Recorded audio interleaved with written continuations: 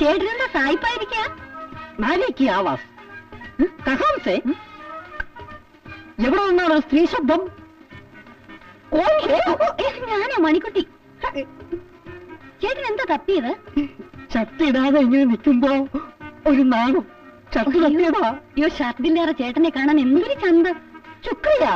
ആ ബോംബെയിലെ മഞ്ജുള സിംഗ് എന്നോട് പറഞ്ഞിട്ടുണ്ട് ആ ബഹുത്ത് സുന്ദർ ഹേ. ഞാൻ സുന്ദരനാണെന്ന്. ആരാണ് ഈ മഞ്ജുള സിംഗ്? അറിയില്ല. ബോംബെയിലെ എന്റെ ലവറാ.